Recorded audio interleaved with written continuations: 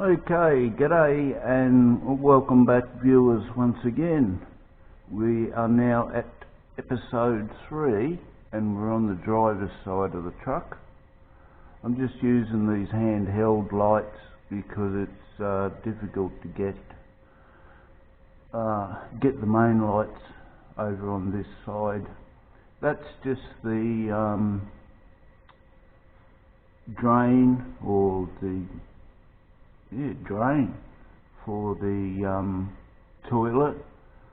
I think the black part of the toilet, like the black tank, is actually at the base of the toilet itself, and that it's only a very small reservoir. Consequently, that's why it just drops straight out the bottom, and I suppose excuse me, and I suppose that's fair enough why everyone refused to empty it at the end of the working day. As I said before, I don't really blame them. But anyway, obviously we're going to remove this toilet, and we are going to fit the ordinary cassette style toilet, which some of our American compatriots are learning about, because I think most of you over there use black tanks, etc. But I think once you've tried them and that, I think you'll find that the cassette toilets are pretty much worth their weight in gold in reference to ease of emptying and the places that you can empty them at. You know, you can take them to just hang on, I've got to move. You can take them to any place where there's a toilet, but this area needs cleaning up and tidying up. This toolbox has got to come out and be removed. I am considering fitting the generator into this section after it's cleaned up and made look nice and pretty again. These hoses up here, I'll talk more on those. You can see them running along the support rails. I'll talk more on those when we go inside the pod. But this tube, that was where the hose went for emptying the little black tank, and that's about it for the driver's side. So anyway, bear with me. I didn't worry about the wheel because we've already had a go at that one on the other side. We've got the diesel fuel tank is aluminium. It's 250 litres, and that's all I can say with it really. It's a pretty big tank. So I'll move on now. Oh, that's the diesel fuel filter water trap, which I have to replace. I haven't done so yet. Now, if you have a look, there'll be a couple of very, very short videos that I've probably joined together or something by the time you see them, and it was when I started on this area here. All this setup here, please bear in mind, is only temporary, and I'm going to take the batteries and all of this and move it over to the passenger side to its original position, and then start all our main wiring from there. When we bought the truck, it had 2 batteries, the same as these. These ones are new, but they had repaired one battery because it had a crack in the case, and the crack ran across 2 cells, and what they'd done is put elastic over the top of the crack to seal it, just for a quick fix. Topped up the 2 cells and said, "There you go, Steve-o, it's all yours." So when I got down to the brother's place, it was about a 500 kilometre drive. My wife turned around and said to me, "There's something leaking under the truck." When I had a look, sure enough, it was battery acid running out of the crack on the side of the battery. So the next morning I was going to go down and get these new ones, and it wouldn't start, so ended up organising a battery charger, and it topped them up pretty quick, and about an hour later off we go down to the battery place. Now, just for reference, these I'm trying to get that in without the light going Burko on it. Red Point, very, very, very good battery. But more importantly, what I wanted to say is the people at Red Point in Kempsey in New South Wales, absolutely fantastic people to deal with. I would highly recommend them. I'm not sponsored by them, I'm not sponsored by anyone, but I'm just giving a recommendation that if you're in the Kempsey area and you've got battery problems, then give them a call. Definitely worth it. Now, these 2 batteries that I've got stuck in at the moment, they are 125 amp hour each, and they're wired up to configure it to 24 volts. Now, what I've done, and as I say, bear in mind this is just a temporary job to get so I didn't burn the truck down for a start, but this is our main breaker. When that's disengaged, it cuts both the positive and the negative, so that everything, so from the battery to the base of the breaker, and then after that it cuts everything, the entire truck.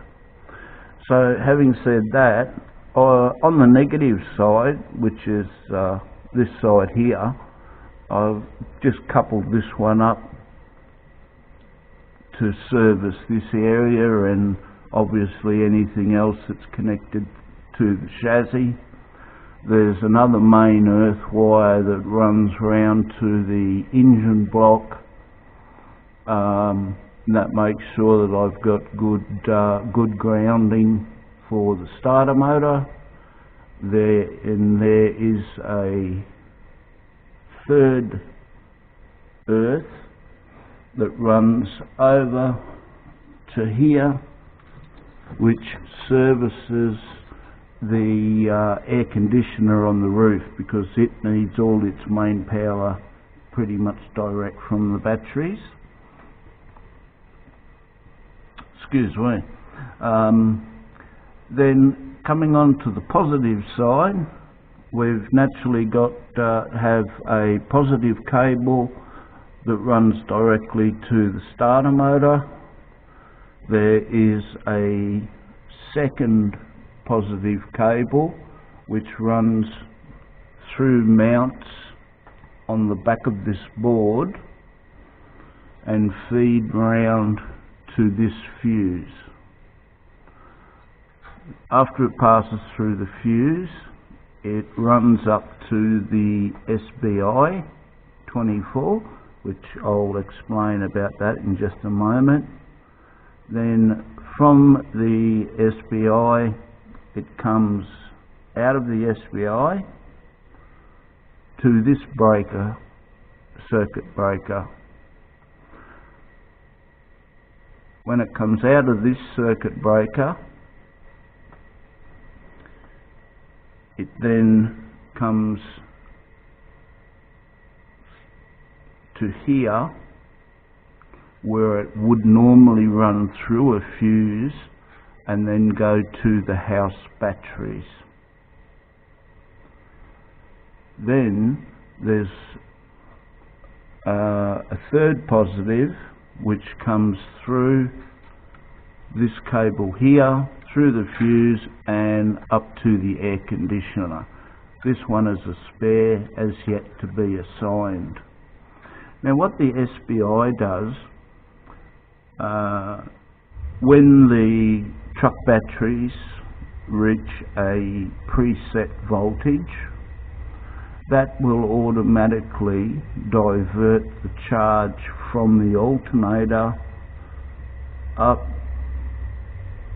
and through to the house batteries and charge them, and it will continue to cycle between the truck batteries and the house batteries depending on the preset voltages within the SBI. Also with the SBI, you can, and I am going to take off this blue wire here, and you can hook it to a momentary switch on the dash. And what a momentary switch does is exactly as it says. It's only momentary. When you push the switch on and hold it on, power will run through it. When you release it, the power stops.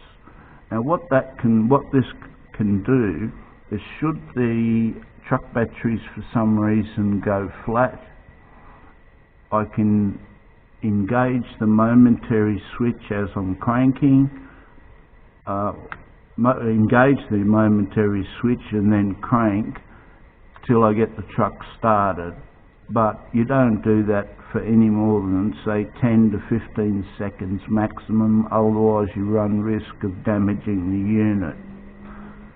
And that's about that with what we've done here.